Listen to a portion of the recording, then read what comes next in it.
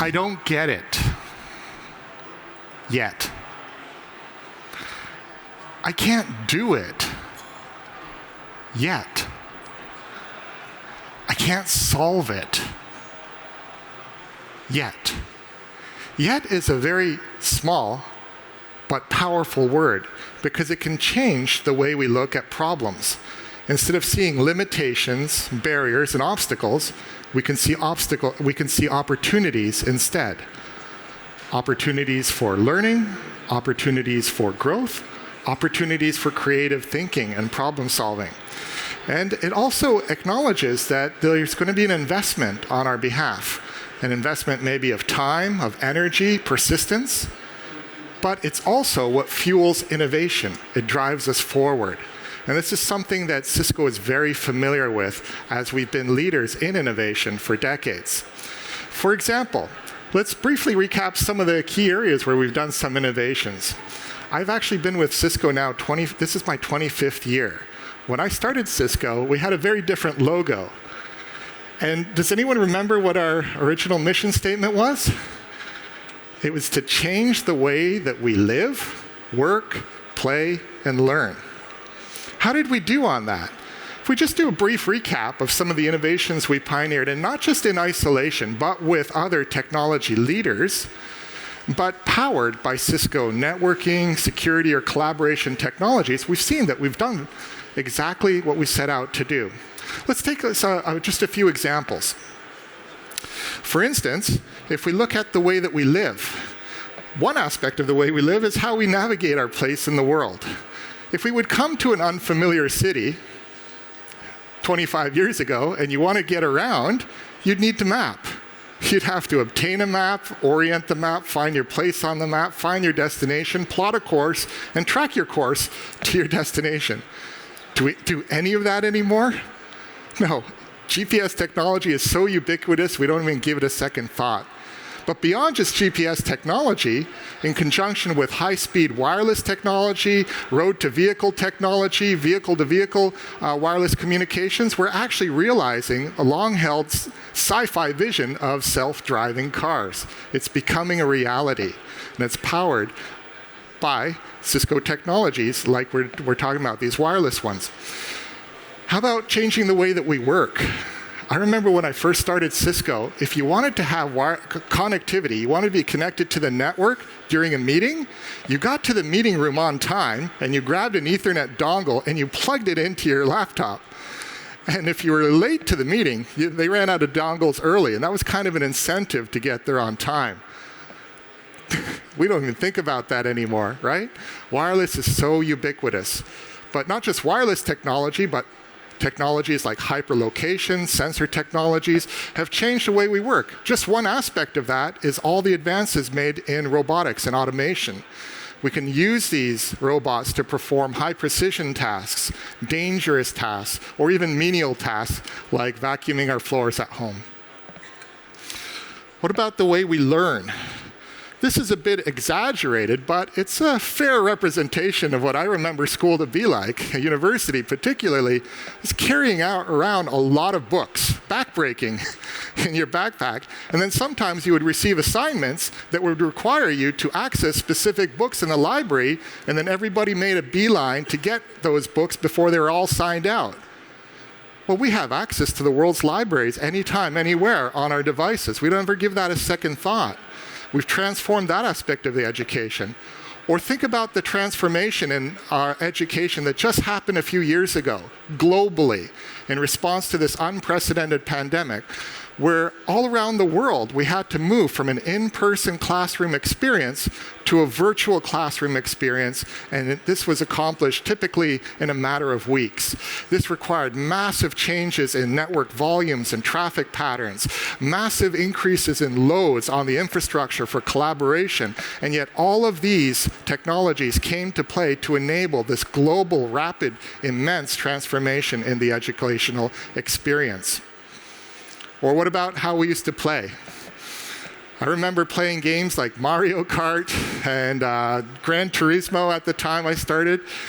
But now, thanks to high-speed networks, Wi-Fi 6, 5G, we're able to have very fully immersive experiences here. AR, VR, augmented reality, virtual reality, metaverse. And then these technologies actually have transformed the video game industry. Did you realize it's larger than the movie industry and the music industry combined at $20 billion a year? But these technologies can be used for more than just entertainment. They can also be used for educational purposes or even life-saving purposes. We have surgeons that use AR, VR to perform remote surgery when there's a trauma patient that's miles or thousands of miles away. So tremendous advances here in these technologies.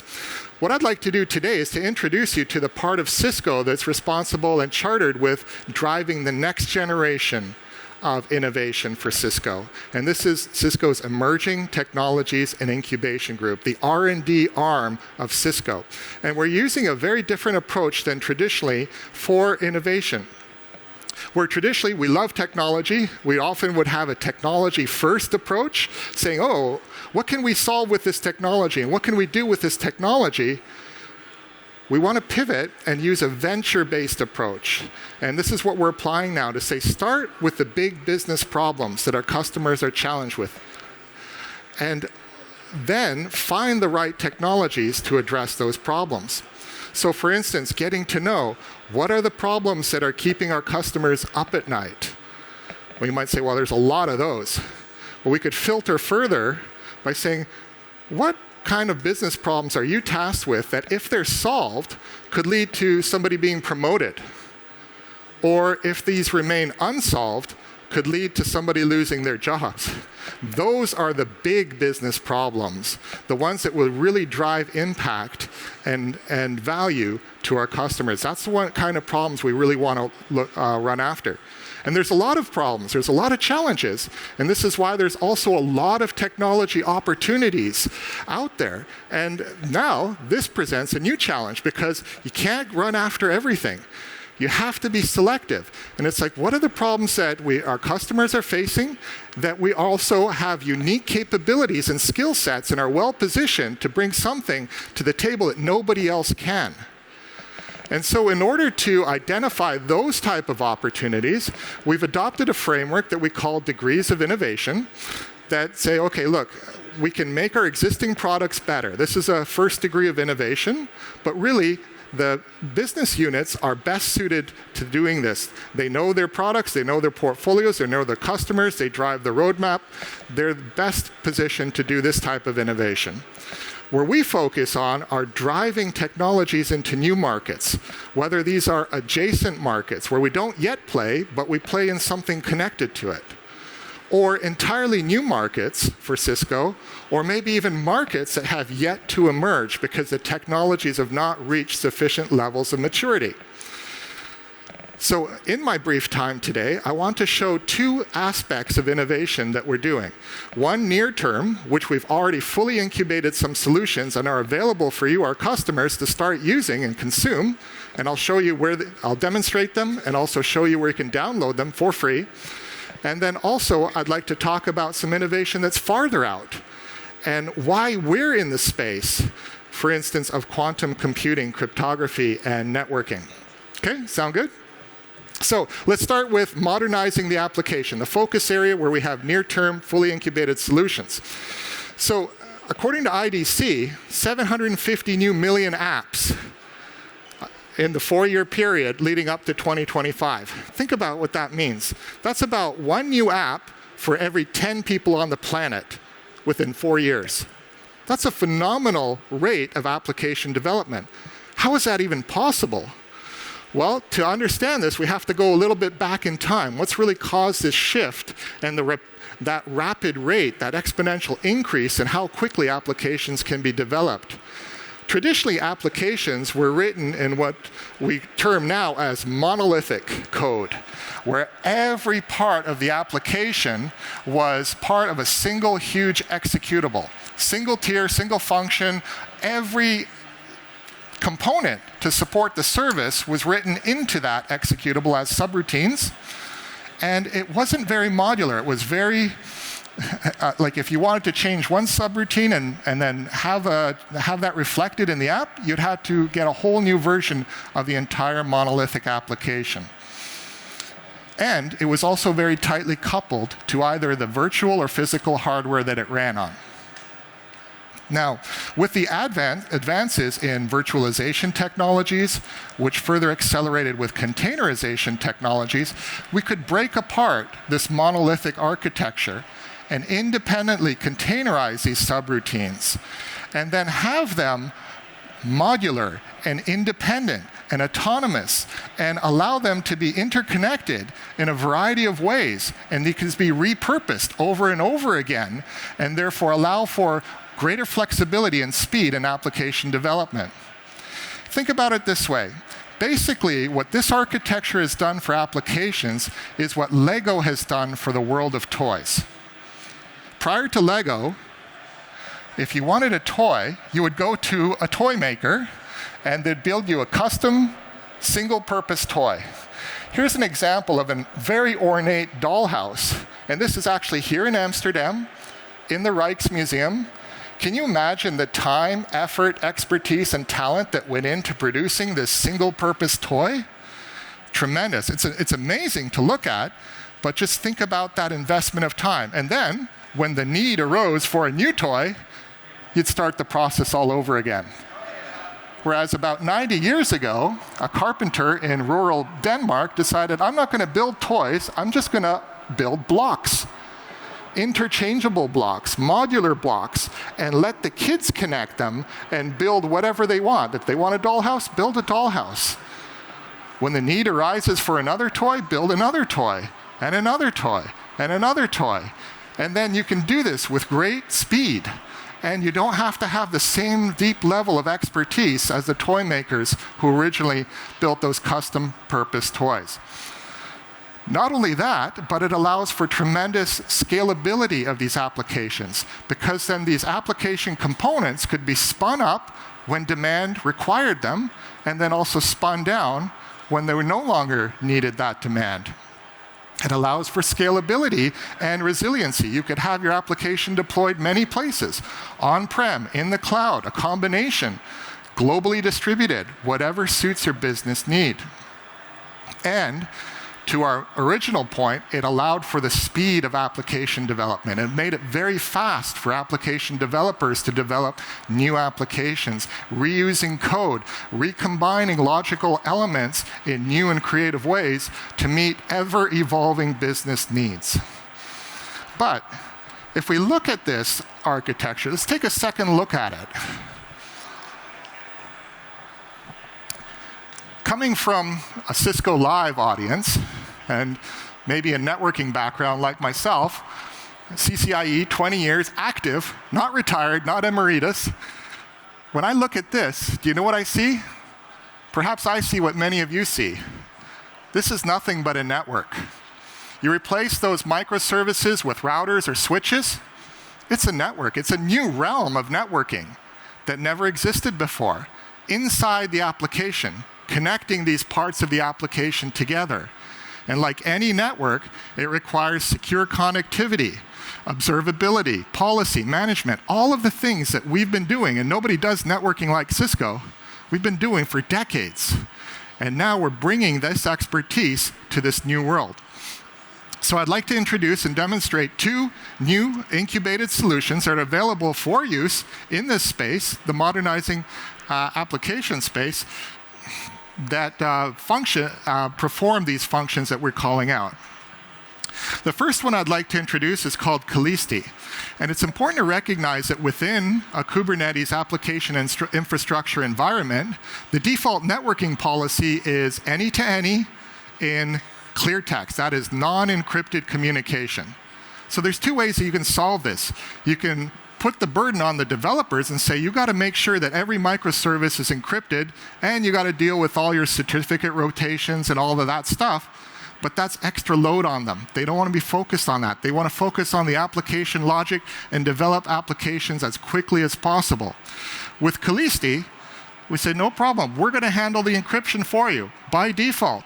And the first thing we're going to do is turn encryption on everywhere and manage all those certificates so you don't have to. Makes it very simple, very easy. It lifts that entire burden, and it drives a tremendous amount of consistency in that infrastructure, the application infrastructure environment. More than just encryption, it also enables us tremendous amounts of visibility and observability. We can drill down into any of these microservices and take a look at all the different dimensions of their performance. We can even set service level objectives or look at the health and monitor the health of any given key performance indicator that contributes to the health of these applications, and then make sure that our applications are performing as intended. In addition to this, we can also manage traffic. For instance, I see here that I have a version of my movies application that has 3 different versions available for use. Well, I could have traffic equally load balanced on them, but maybe I want to gradually introduce the newer versions into the production environment and see how they perform. Traditionally, I would do this by managing the we'd be managing the custom resources via YAML files, and then we'd have to have a high level of expertise to manipulate these files to make that happen. Whereas we can simplify this and make it very easy to do within a tool like Calisti that just says, you know what, tell us how much traffic you want to send to each version of that application.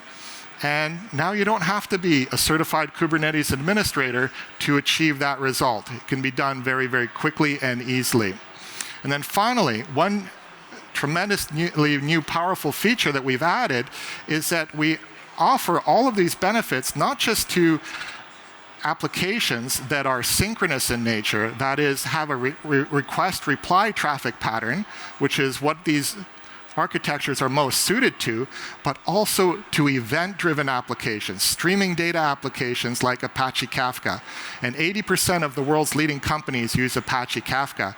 And yet we give a turnkey solution for Apache Kafka that includes not all the benefits of Kubernetes, scaling up and scaling down dynamically, but also all the benefits of mesh technology, encryption, observability, and traffic management. Now, let me show another product that we're already released and have available to you called Panoptica. Now, Panoptica's focus is cloud-native security. And so the goal here is to shift cloud-native security left, that is, earlier into the continuous integration, continuous delivery cycle. For instance, as a development operator, DevOps engineer or a site reliability engineer, I'd have certain views of my environment and I can see how everything interconnects, but with a slide of a switch, I get to provide the same operators with the view of their environment through the lens of security. Where are all the vulnerabilities, whether they're software vulnerabilities, whether they're API communication vulnerabilities, whether they're network connections and policy access, and all of this detail is provided for them. Not only that, but I can monitor the software not just in my runtime environment, but even in my CI/CD pipeline, and recognize that application developers will just be grabbing software wherever is most convenient to them, like GitHub or other repositories, which may have vulnerabilities and some threats associated with it. So I can identify all of these, and I can drill down into any given image and then see, what is it rated from a common vulnerability score? Are there fixes available? And I can even drive policy that says, if it's risky like this, I'm not going to even allow it into my CI/CD pipeline. I can examine all the layers, whether it's libraries, dependencies, and so forth, apply industry benchmarks, and finally also have a software bill of material. This is tremendously valuable. Think back to a year ago when Log4j came to our attention globally and the vulnerabilities associated with it. The next question to answer is, where is Log4j in my network? And a tool like this would help us to identify exactly where it is and then even set policies on that. Then finally, I just want to share one last quick point, is that we don't we recognize that there's a talent shortage in this area. So we want to make it very easy for our customers to harden their application infrastructure environments. And so we've driven and developed this industry framework called the MITRE ATT&CK framework for orchestrated container environments. And these are all well-known threat vectors, as well as some best practices for how to protect yourself against them. Each one describes a given threat, the best practices for remediation. The tool also identifies where these threats are present in your environment, and just with a few clicks, it allows for operators to set policies to harden and prevent and block that threat. It makes it very easy then to use and to consume.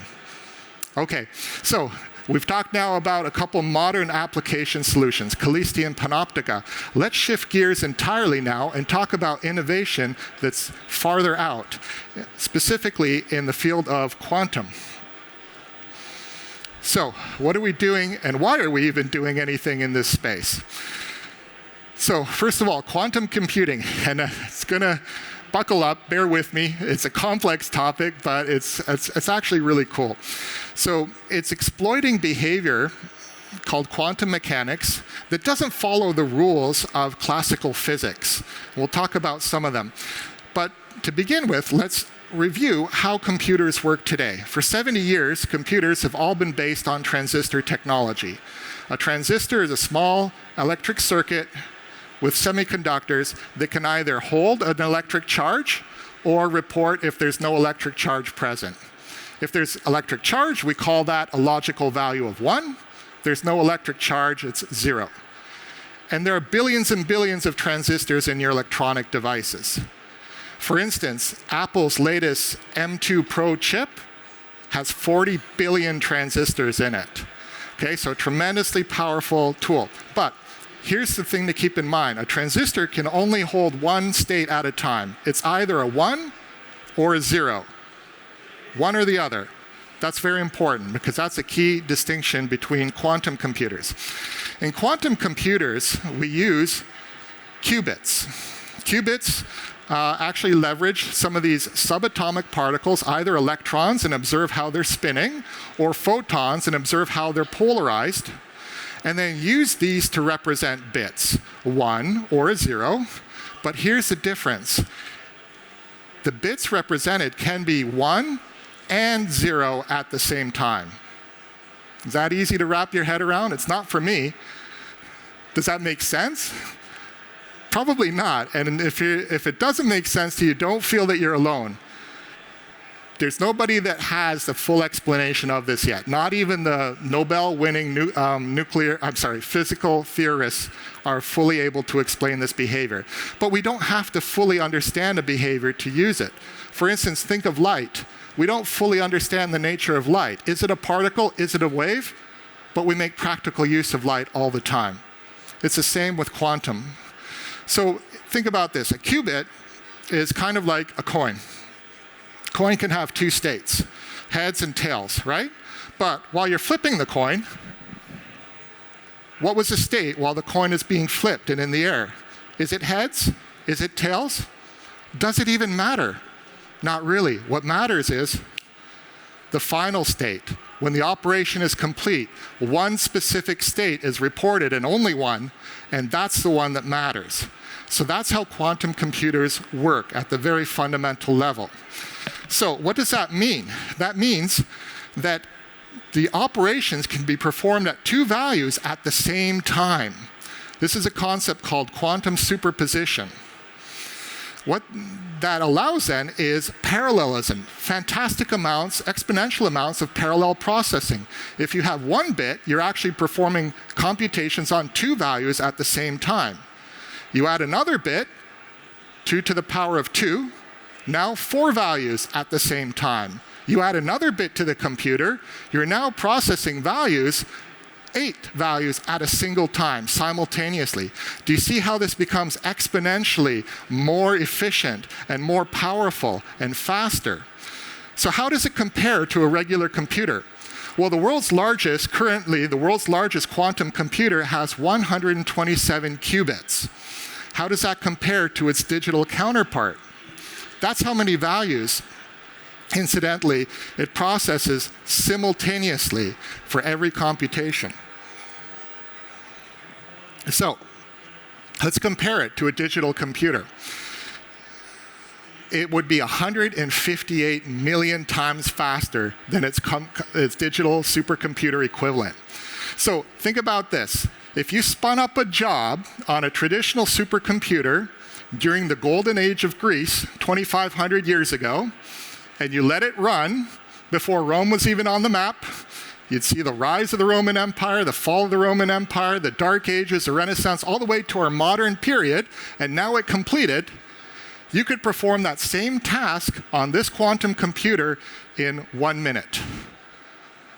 Phenomenal amount of performance gains and potential available in quantum computing. Now, that's not all. There's another exciting promise that quantum brings, and that's the concept of entanglement, where these particles can be associated in a unique way so that a change in state in one is instantaneously reflected in the other, regardless of how far apart they are.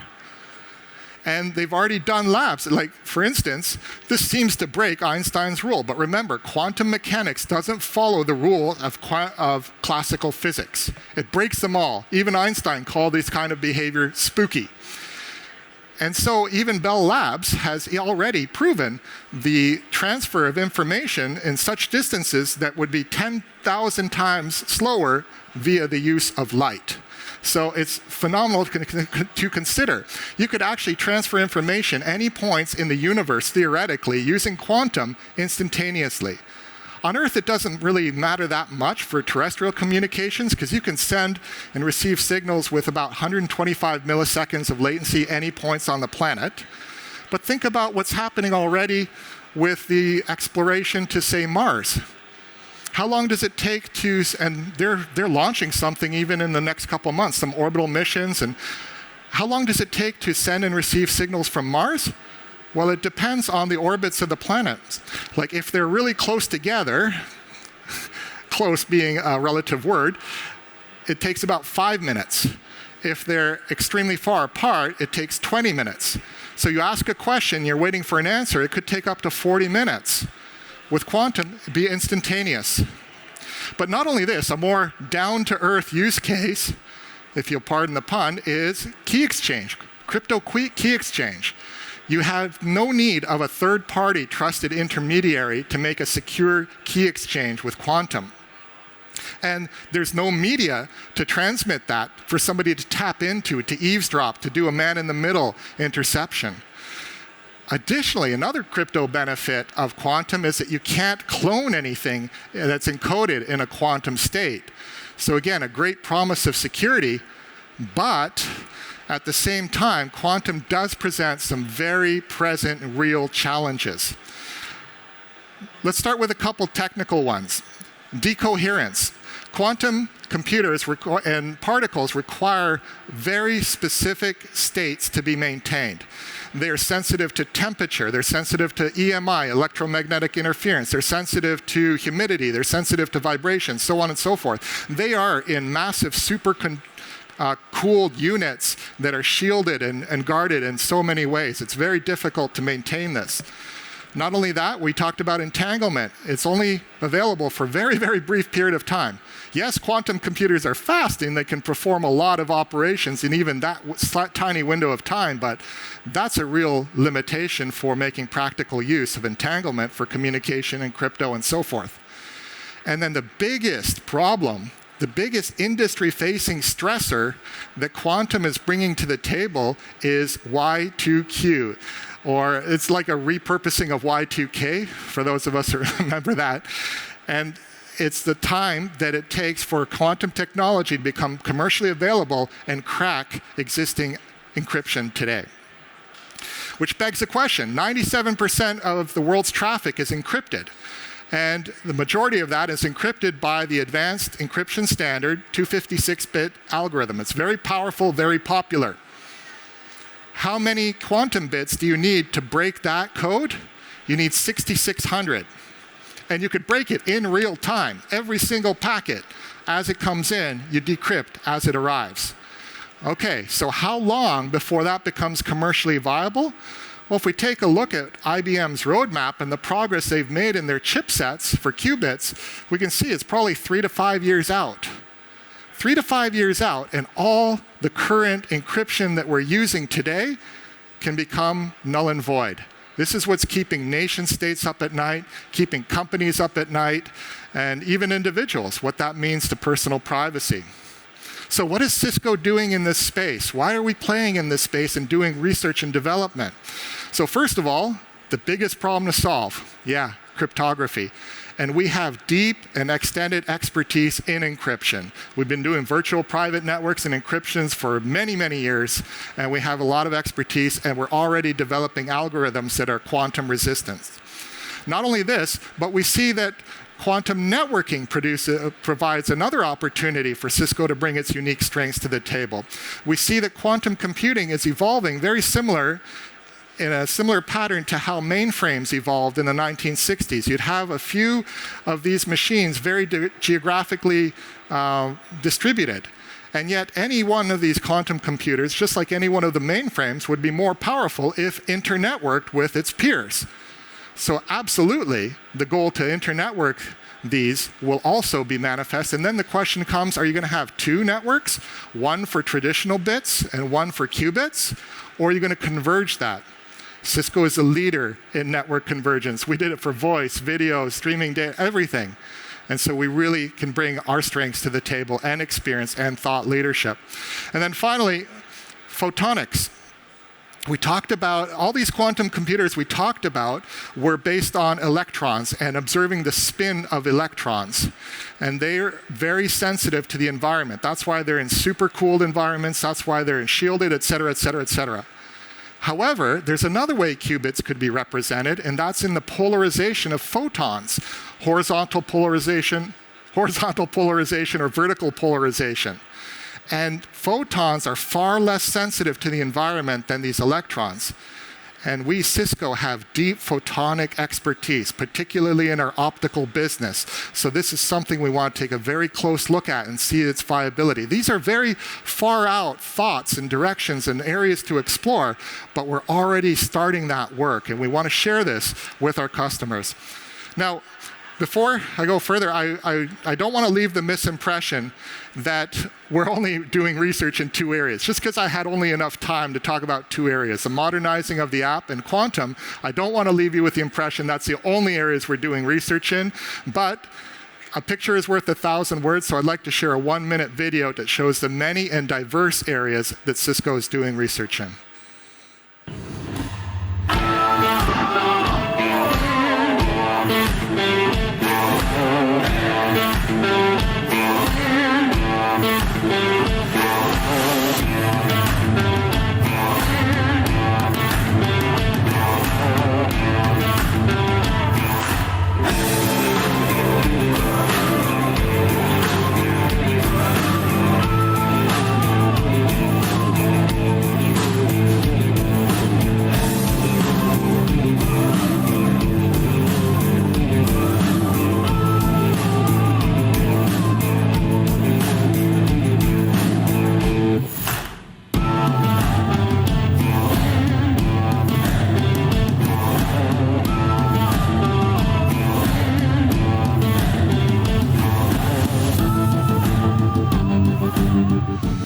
Okay, so I'm out of time. All I want to do is recap that Cisco is and remains a leader in innovation. We have new solutions available for your use today, as well as we have new session tracks at Cisco Live. Look for ETI, and if you want to learn more about Panoptica, it's the first session, 2005. The other one's on, that's Callisti. The other one, 2511, is Panoptica. These have already been given here, but they will be on CiscoLive.com on the on-demand library next week. Come see us at the World of Solutions at the extreme far end. We have our cloud-native solutions, as well as then you can download these platforms for free and start using it and benefit from this research and innovation. I want to thank you very much for taking the time to attend this session. I know time is very precious. Thank you for attending Cisco Live. Enjoy the rest of the show.